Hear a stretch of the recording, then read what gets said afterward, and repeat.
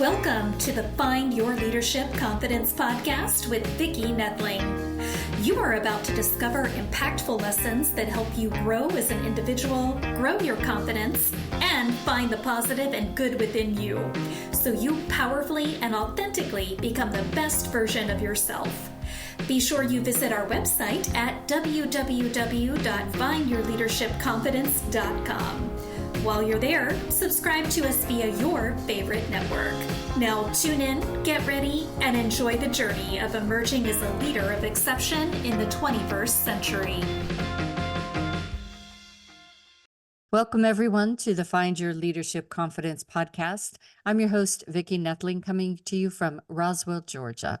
The goal of this podcast is to bring topics and guests that will empower you to become that confident leader and take your business and your life to the next level. Today, I am excited to have you meet Shane Jacob. And let me tell you about Shane. He is a certified life coach, professional horseman, entrepreneur, author, and founder of the Horsemanship Journey for country teens, farm and ranch teens, and their parents.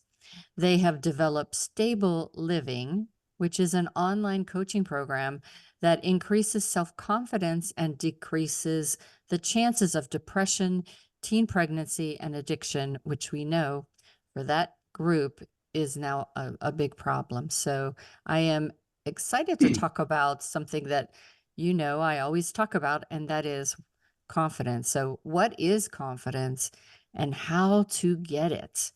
Please join me in welcoming my guest, Shane Jacob.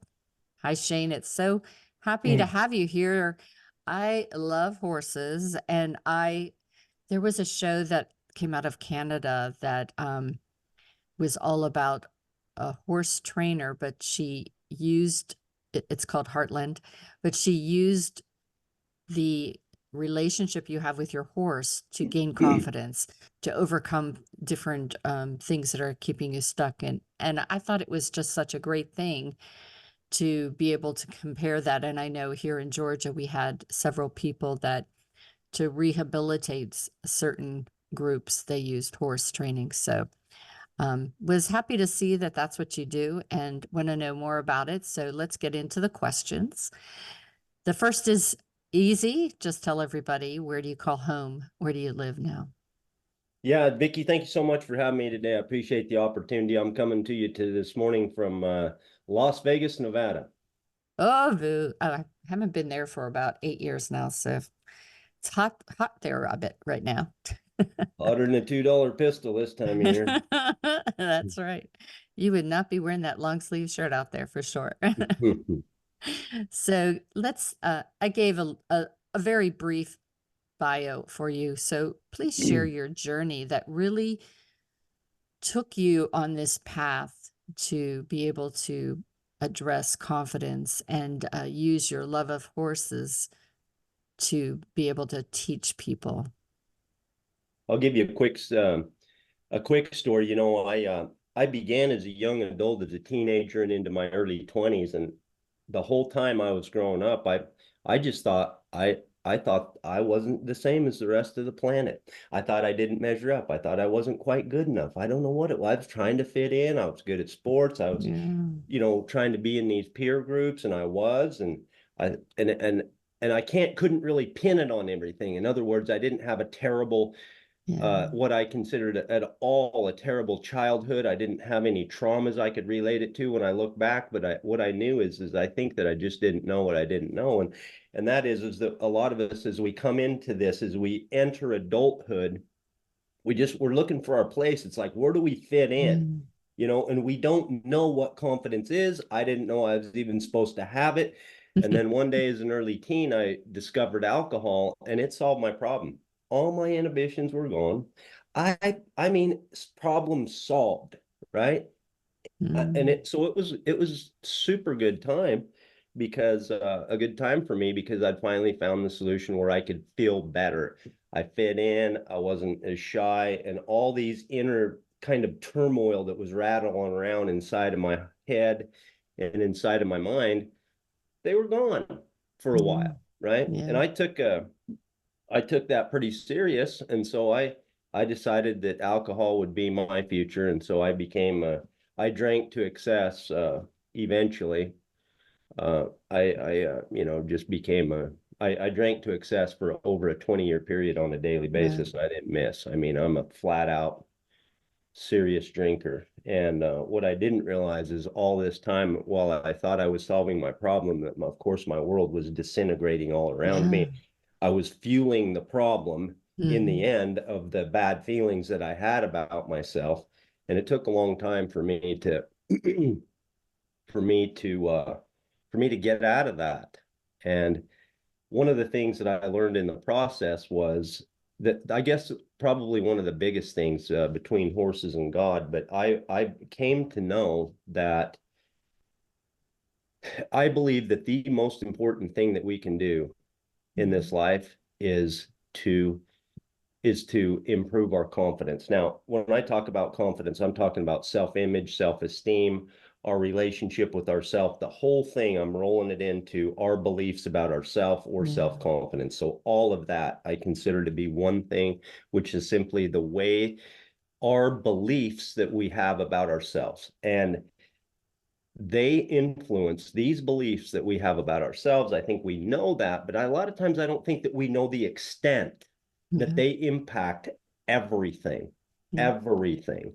With horses, with horses, a lot of times we like to say, well, this horse does this, or he won't do this, and I can't get cooperation, or he's really good at this and that and the other. But a lot of times, but what we don't realize is it's the same as people. The results that we're getting are more a result of our influence, and our influence is coming from our beliefs about ourselves. Mm. It's just such a massive thing. And Vicki, I think that we look at this, and if I asked anyone listening to this today, I'd say, hey, do you have an open mindset or a fixed mindset when it comes to anything? And everybody would want to say, hey, Oh, I open. do not have a fixed mindset, right? Yeah. But A lot of times when we look at confidence, we just think, hey, I that's something I checked off my list many years ago, and I know the people that don't have it. I can tell the difference between me and them mm, because you know how they act over there. They're, mm, constantly trying to draw attention to themselves, and that's not me. So I have confidence. To an extent, that may be true, and we may have some confidence, but I think that what we fail to realize is the importance of knowing that this is a lifelong pursuit. The mm, relationship that we have with ourselves is truly a lifelong pursuit, and I believe that nothing is going to impact our results in life. In all of our results, our relationship results, our business results, our leadership results, our money results, everything mhm, is how serious I believe this is, and that it's not something that we just get. It's something that if we can come to understand that the beliefs that we have about ourselves, first of all, that we can develop beliefs, right? We yeah. can change beliefs that we have about ourselves when we recognize them. And that Mm, the beliefs that we can develop about ourselves will have this, can give us our results, mhm, basically, and of what we want. And so, we're going along in our life, and it kind of goes like this. We're doing pretty good, and I'm kind of liking me, and I'm pretty proud of me, and I'm doing a pretty good job. And then something will happen. Either I'll do something or something will happen to me as I'm moving along this curve, and I'll go, oh, wow, yeah. that kind of hurt. What does that mean about me? And I might take Mhm, a little dip in my beliefs I have about myself, and I might have to reconsider that, and I might have to work on that and bring my attitude and my belief and my thoughts back up. And so our self-confidence journey throughout life is just something that if we choose to dedicate to, that I believe is going to be the thing that's going to have that really where we should be focusing. And I don't think most of us really are as much as mm. we could. And it's important, I think, as you were talking about, the ups and downs, if we are to grow as an individual, then we have to keep on pushing ourselves. And so I may be confident today, but now I've really plateaued and I'm in that comfort zone and everything's going cool. but I need to grow. So now I have to do this, which I don't know how to do. And so that's when that self-doubt comes in, and that questioning, what are you good enough? Are you able to do this? Or you are there and you think, I want to go up a notch in my career, in what I'm, trying adventures or whatnot. And someone around you says, oh no, you can't do that. What are you thinking? Who are you to do that? So you have these two forces. You have you, and you have that person over there telling you something that, as you say, you always have to work on your self-confidence. You're exactly right. Let me comment on what you're talking about. First of all, you asked me, and I didn't clearly define the way that I look at confidence. And here, I think this can help people, because sometimes I think we get confused about the definition. When I talk about confidence, what I'm talking about, confidence in a thing or in an ability to do a thing. For example, I'm pretty good at, if I ride a specific horse, we'll call him Ranger. If I ride my horse Ranger and I lope a circle to the left, I'm pretty good at that because I've done it hundreds of times. Okay. Mhm. And I know how to do that. And I feel pretty good about it. I don't have a lot of apprehension. I can go through the whole process. I can go catch my horse, saddle my horse, and I can set up on my horse and guide my horse and get along with my horse and accomplish my desired result. And I'm going to feel pretty good about it. And it's not a big thing to me because I've done it hundreds of times. I am Mhm. confident that I can that I can run in a circle to the left on my horse Ranger. Okay. That feeling of confidence, that's confidence. I'm confident in that thing. You're Mhm. maybe just think about it. Well, you're confident in maybe in driving a car, right? You've driven your car hundreds of thousands of times. That is a feeling that you get that is based on the past. Okay. Right. Based on the past, because you've done it so many times. Now you have this thing that you feel good about.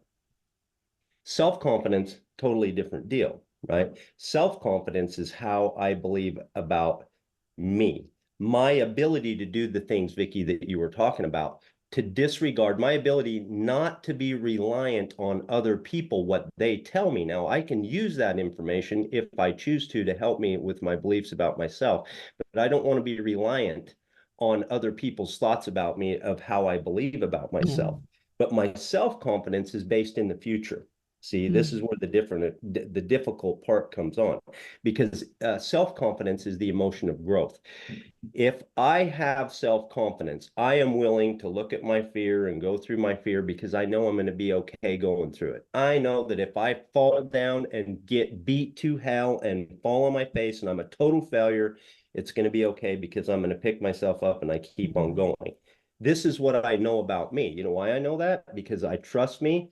I know I believe in me, right? This Mhm. is self-confidence. And so that's what propels us when we look at this. We look at expansion, of growth, of moving forward, of transformation, of the things that we want to, the results that we want in our life. And we say, how are we going to go about do this? Most of the things we need some amount of courage to do, right? Because Yes. the fear is rattling around back in here. So part of it, part of confidence is having the courage to start, because if we didn't, we wouldn't do new things. Look at a That's baby. exactly right. Look at a baby, okay? They're terrible when they learn how to walk. All they do is they stand up and fall down. They stand up, they constantly falling down, right? But then they just keep getting back up. That's right. After a period of time, when we become adults, after we get beat up a few times, we don't like to keep getting back up and trying new things, because it's easier, like you said, to live over here where it's a little bit easier, because our mind wants us to not have that level of tension, that Yeah. level of discomfort. Self-confidence is knowing that I can handle the discomfort, right? Mhm. And so that's and so that the difference between confidence in a thing and an ability, okay, Mhm. or confidence, this belief that I have in self that's going to propel me forward. Awesome. Thank you. So, how do you go about gaining confidence, and why is it important that we do that? Yeah. Yeah, for sure. I mean, I think that the thing is like I said, is we might not know how important it is, right? We Mm. might not know. And I'll tell you, a lot of time, I kind of rejected the idea myself. They said, well, you can't love somebody until you fully love yourself. And I'm like, yeah, I don't believe that. I'm pretty good at other, you know, how I relate to other people. And that doesn't matter about what I think about me. It's what I'm doing with someone else. And there's not a connection. There is a connection, I came to know, right? There's a tremendous connection. I just couldn't put the dots together and I didn't believe it. Here's a quick example. A mother has a toddler. The toddler spills food on the carpet. The mom blows up and yells at this little kid, you know, and then she walks away and she goes by herself in her closet and then she yells at herself in her head. How could I do this? I can't hold my shit together. Something's wrong with me. I can't handle this. I have no patience. And she feeds all this stuff into her mind. Okay. Yeah. She takes a breath. She goes back out into the world. A week later, the toddler spills food on the floor. You know what she does? She does the same thing because she's been beating herself up in her head. Now the same thing comes out of her mouth. She has the same response when the thing happens. Here's mother two, same age toddler. He spills food on the floor. She looks at it. She takes a breath. She says, honey, I love you, man. Let's try to figure out how to clean that up, not have it happen again. When she walks away, she says to herself, I gave my child grace. I gave my child forgiveness. I gave my child patience. I am a patient, kind, gracious person. You know what happens in the future? She continues that response. That's a little example of why that it matters. Okay. But the thing of it is, the first thing is to really to realize that in order to reach our potential in any area that you want to change, okay, in order to make that change, the most important piece is going to be your beliefs about yourself. So if you can accept that, then the first thing is to recognize we have 6 steps that we go through to develop self-confidence. And you know, I'll just give you some quick takeaways. One is just to be aware of the thoughts and the words that we're using about ourselves. So in my example, right, in my examples, the mother is saying she's terrible and she can't hold it together and she doesn't have any patience, and whoops, I dropped something. I'm such an idiot. Oh man, you know, and if you can catch yourself, here's the deal with this. Here's your measure. If your thought or your words about yourself are not something that you feel comfortable to saying to someone or thinking about someone that you deeply love, they got to go about yourself. Okay. A lot of times we can even go too far with this self-deprecating humor. Now, I like to laugh at me and kind of make a joke every now and then, but a lot of times we can take it too far to where we actually start believing these things about ourselves, right? So the first way is just to be aware of our thoughts about ourselves and the words that we're using. That's a beginning piece. You know, I work with the youth, 9 to 17, to teach them leadership and public speaking. And one of the things, especially with the one group that I have that is kids that have challenges in their family life and whatnot. And we had a meeting with the parents and the kids, and a psychologist came in and she gave this fabulous example or exercise for people. And it was, she just was talking about as a child, you know, she was from Puerto Rico and her mom and dad were first generation here. And so nothing she could do was right. And she had all of these big ideas of what her life could be like. And her parents are like, you can't do that. And in school, you know, she was not in the majority. So her teachers were not very helpful for her dreams and aspirations. And it was like all these people were saying all these things. And so she, in this exercise, she said, now, every time I tell you something that my parent, teacher, friend, or I said to myself, I want you to put a drop of toothpaste on a plate, on this paper plate. And so, you know, this father is just dripping away at this on this plate, all this toothpaste. And after about 10 minutes, she said, okay, go ahead and put it back now. And it was such an impactful lesson, because what we say, you know, bothers us, stays with us, but those that we say it to, you know, these are people that you come to me with help with confidence in their 30s and 40s, and things that were done to them, said to them when they were just young children, still is there bothering them. I, I have let me comment on that, Vicki. Two things. One thing I want to come back to, give me just a second. One thing is a lot of times when we look at confidence, we say you can have too much confidence, right? I Mm. mean, you see that one over there, that is just his confidence. He's just overly confident. Well, there's a difference. I think what we're getting that confused with arrogance, okay? Oh yeah, It's cockiness. yeah, it's Hmm. not possible to have too high of a level of Right, self-confidence, okay? right. What it is, what you're seeing is arrogance, which is different, which means I believe I'm better than you, okay? That's a totally different deal. So just know that about confidence. Now, this is the thing, okay? I don't believe that it's a good idea to, commit to pursue this relationship with ourselves to continue. I don't think it's a good idea. I think it is our duty and our responsibility as human beings. And here's why, because of what Hmm. you're talking about. Because to the extent, okay, that we can develop our improve our beliefs about ourselves is to the extent that we can positively impact the people that we love and make our Yeah, contribution to the world. yeah. So the what you're talking about is when these kids and as young adults and as all of us all the time, okay, from day one, all the input That's that right. we have, when we hear this negative noise, all of probably nearly all of that negative, if not 100% of it close, is coming from as a result of the individual who's saying it's negative beliefs about themselves. Absolutely, absolutely. So if for no other reason, do it for the people that you love or the people that you care about. Yeah. Work on And it's yourself. generational too. When we look at this, their parents did that to them and on and on. And it just you have to just stop it, I guess. So we talked a little bit about fear and courage. And so what are some secrets that you share with your students about conquering fear? Yeah. Um, Fear's hard, courage sounds good to exercise courage.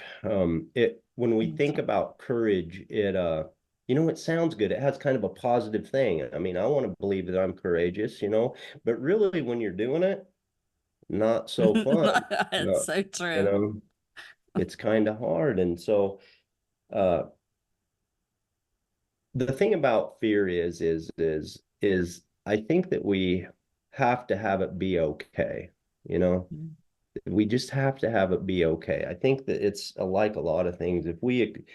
It's part of self-confidence in that one of the 6 steps that we teach people and help develop is that when you know that you can handle any emotion, that's kind of the worst thing that you can handle. It's like your public speaking.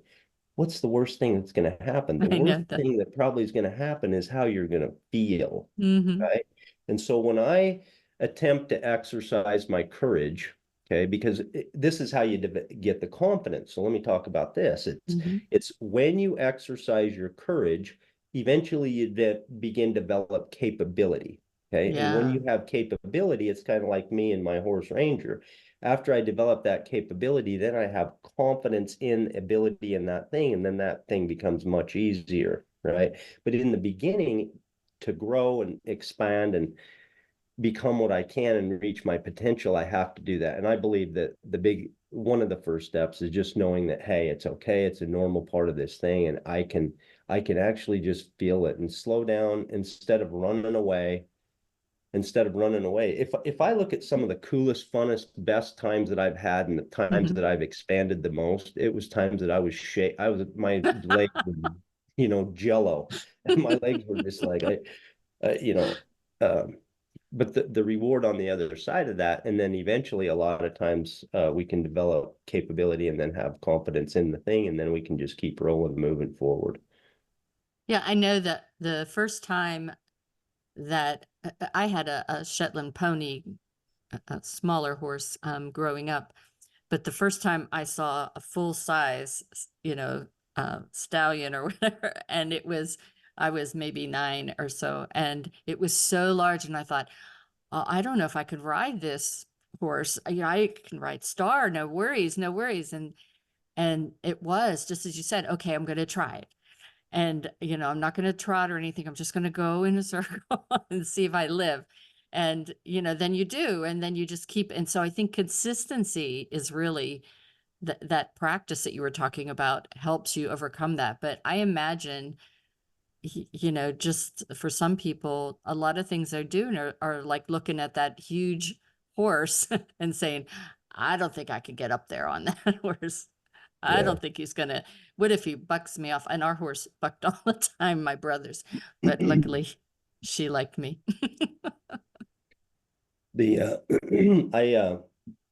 I just yeah, I wanted to give just a couple of quick takeaways for your audience. Yeah, absolutely. I gave one, but as we develop these beliefs about ourselves, if you can go with me on that, and if you're working on it, here's a couple of things that'll help you.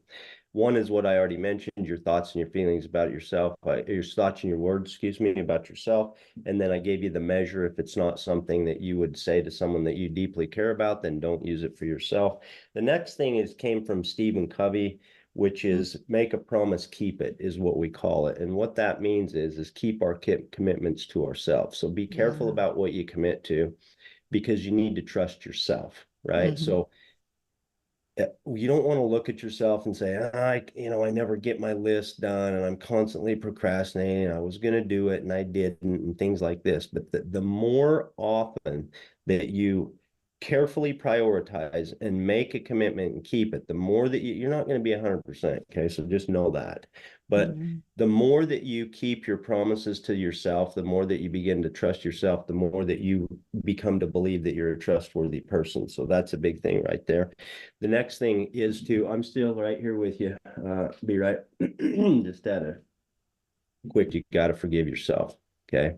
And here's one thing that might help you with that, because this is something that I've struggled with for decades. And that is to, if you can separate what you've done with who you are, that's the beginning of kind of Mhm. letting it go. And shame, we all have some shame. It's just something that we go through in life. We have shame for a lot of times for things that have been done to us, and we have shame for things that we have done. We all have those things. And when we can own the things that we have done and come out of hiding and share them with people that we can trust, and when we can differentiate what we have done and know that doesn't define us. We just did something that we probably wish we wouldn't have. We don't want to do it again, and that's Mhm. okay. We have to let it go.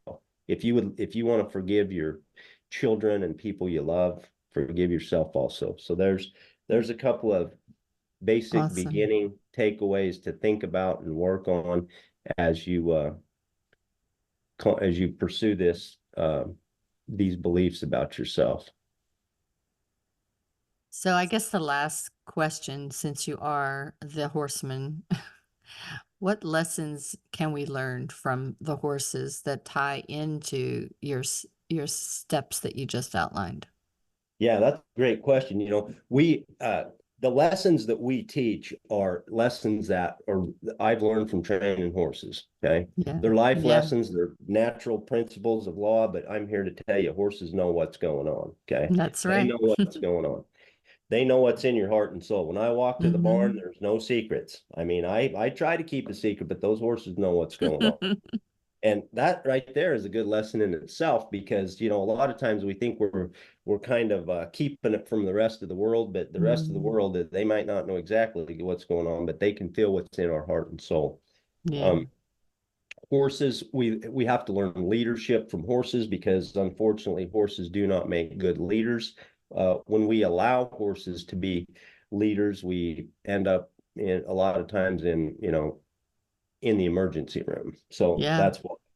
So we have to have the confidence to be able to do that. right? And Yeah. that takes courage to be able to reach out, to be able to learn the steps, to be the leader in the situation.